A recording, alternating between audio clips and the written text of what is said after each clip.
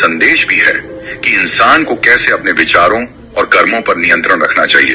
तो हमारे साथ बने रहें, क्योंकि यह यात्रा न केवल ज्ञानवर्धक होगी बल्कि आपको गहराई से सोचने पर भी मजबूर करेगी। हिंदू शास्त्रों में कलयुग की आयु 4,32,000 वर्ष मानी गई है।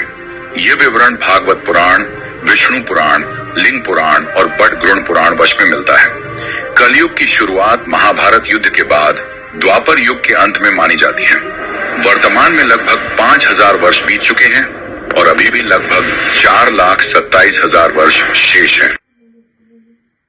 कल की पुराण और गरुड़ पुराण में ऐसी बातें लिखी गई हैं जो आपके रोंगटे खड़े कर सकती हैं। कलयुग के अंत की दृष्टि केवल कल्पना करने से ही मनुष्य का मन भय और आश्चर्य से भर सकता है। यह युग इतना भयावह होगा बल्कि हकीकत है।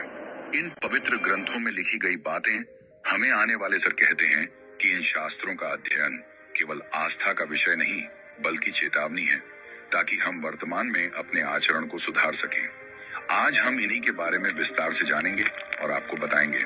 हमारा निवेदन है कि इस जानकारी को अंत तक देखें और हमारे साथ बने रहें। कलयुग के अंत की कहानी को जानने से पहले आइए कुछ उन पहलुओं को समझते हैं जो सृष्टि के चक्र को समझने में महत्वपूर्ण है। इन 4 युगों सतयुग, त्रेता युग, द्वापर युग और कलयुग के बीच का अंतर ही हमें यह समझने में मदद करता है कि क्यों समय के साथ धर्म और सत्य की शक्ति कम होती जाती है और पाप व अधर्म का प्रभाव बढ़ता जाता है। सबसे पहले हम उस कहानी को जानेंगे जो इन ग्रंथों में वर्णित है। इसके बाद हम आपको वे सभी मनोरंजक और भय मानव जीवन का स्वरूप क्या होगा, धर्म की स्थिति क्या रहेगी और सत्य का क्या हश्र होगा। उनके मन में यह भी प्रश्न उठ रहा था कि क्या आने वाले लोग धर्म और अधर्म में भेद कर पाएंगे या केवल मोह और लोभ में फंस जाएंगे।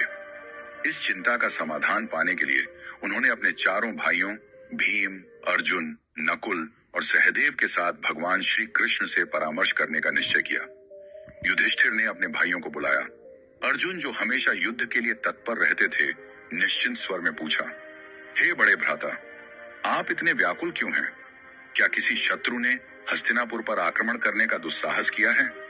यदि ऐसा है तो आप आज्ञा दीजिए। वे कहा, हे अर्जुन, मैं तुम्हारे पराक्रम से भली भांति परिचित हूँ।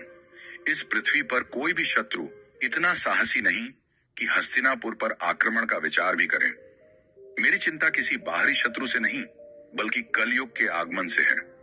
मुझे यह भय सता रहा है कि आने वाले समय में मानव समाज किस दिशा में जाएगी। भीम, जो अपने बड़े भाई की हर चिंता में सहभागी होते थे, बोले, हे भैया, आपकी चिंता हमारे मन में भी भय और अनिश्चितता उत्पन्न कर रही है। कृपया हमें बताइए कि कौन सा संकट हमारे सामने है।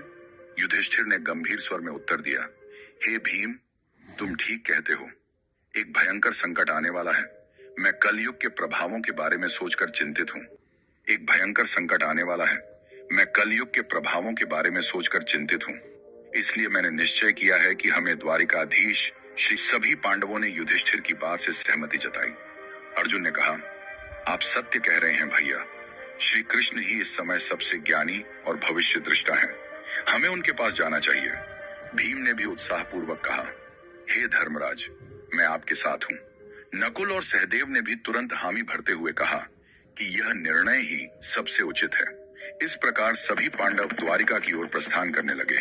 द्वारिका की पवित्र नगरी में पहुंचकर पांडवों का भगवान श्री कृष्ण ने हार्दिक स्वागत किया। युधिष्ठिर ने उनके चरणों में प्रणाम करते हुए कहा, हे केशव, आपको बारंबार नमस्कार। आप तो अंतर्ज्ञानी हैं।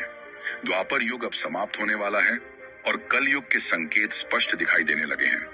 मैं यह जानना चाहता हूं कि कलयुग में मानव का स्वभाव और आचरण कैसा होगा, वह किन कर्मों में लिप्त होगा और मोक्ष प्राप्ति के लिए उसे क्या करना होगा।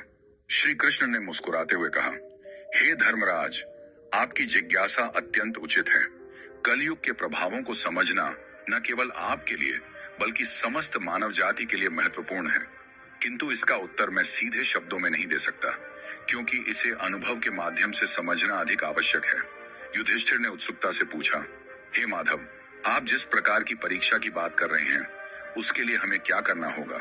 श्री कृष्ण ने कहा, हे महाराज, आपको और आपके चारों भाइयों को अलग अलग दिशाओं में स्थित घने और रहस्यमय वनों में जाना होगा। उन वनों में अनेक विचित्र और अद्भुत दृश्य आपको दिखाई देंगे। वे दृश्य प्रतीक होंगे उन स्थितियों के जो कलयुग में प्रकट होंगी।